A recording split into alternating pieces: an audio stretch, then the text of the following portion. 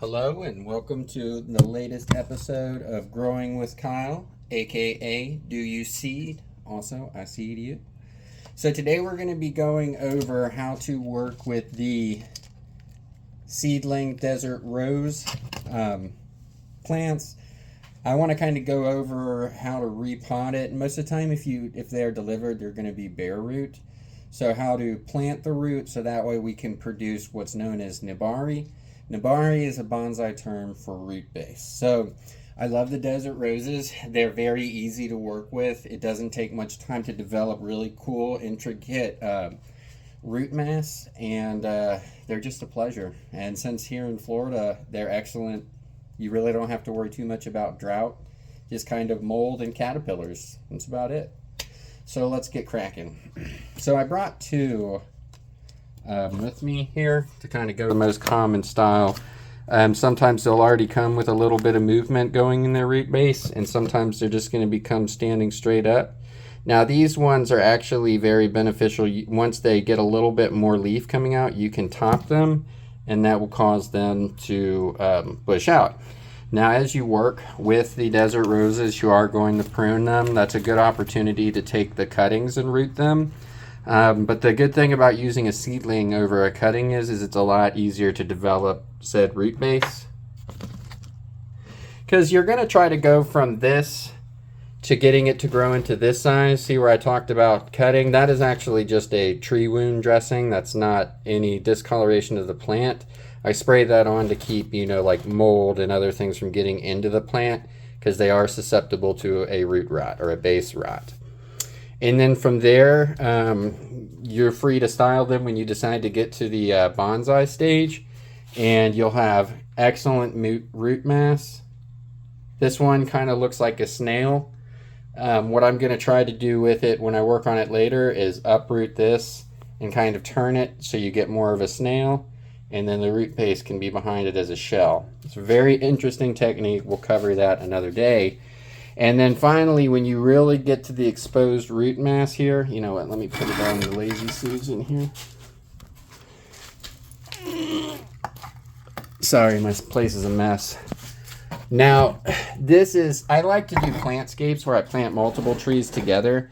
This has a baobab, which also is excellent for root mass. So if you're looking for another thing that grows well, and see, they're kind of grown together. So it's a very intricate design, but it doesn't take long to develop these great root masses, which you can prune, and you can tell that these haven't been out very long. They're turning green due to the sun exposure. They went from white root into green, but we'll discuss that at another time. Planting here.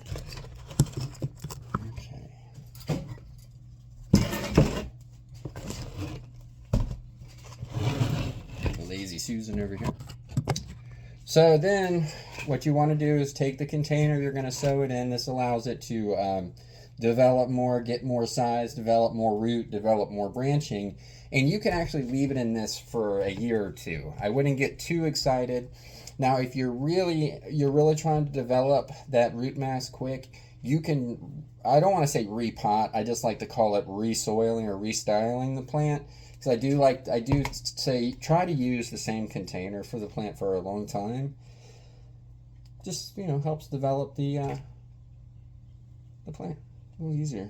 Sometimes if you just set them in an area and let them grow, make sure you water them, give them food, they'll style themselves. So anyways, what I'm gonna do is I want to start with the one that's straight up. It's a little more difficult to encourage root growth with it. I'll show you this one as well. That one's more crooked.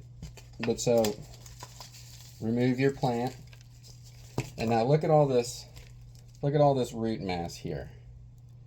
So what you want to do is you want to have this under the soil, but keep it pretty much sticking out as far as you want, like to the okay, so you have all of this, the roots, and then you have where it connects right in the bottom there.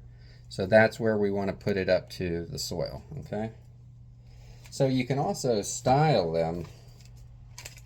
So I'm gonna make a little imprint in the soil where I want to put the roots, and you can lay it in there first to kind of see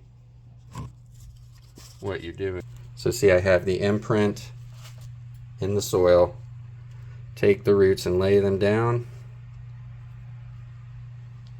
And so I'm going to leave this, and it kind of tilted this way. This is going to encourage more of that snail style that I was talking about, okay?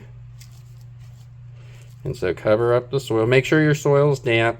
I recommend just getting a regular, pre-mixed cactus palm soil from the hardware store. It's a lot easier than, unless you just happen to have all of the components ready to make your own soil. It's just a lot easier for this stage. Once you get into bonsai and you start working with more bonsai soil and different mediums, that's when you can get a little more creative.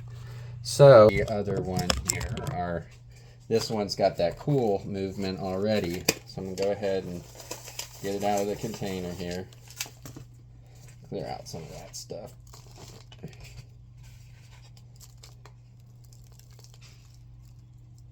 So we want to look at this root base here, okay? Look at its big old belly. So this one almost looks like it's being lazy on its side, and so because we have that, I'm actually going to lay it like that in the ground and leave this all exposed to continue to grow. So once again, I make my little indent in the soil. Of course, make sure that the soil's damp. You don't want it to be flooded, but you don't want it to be dry.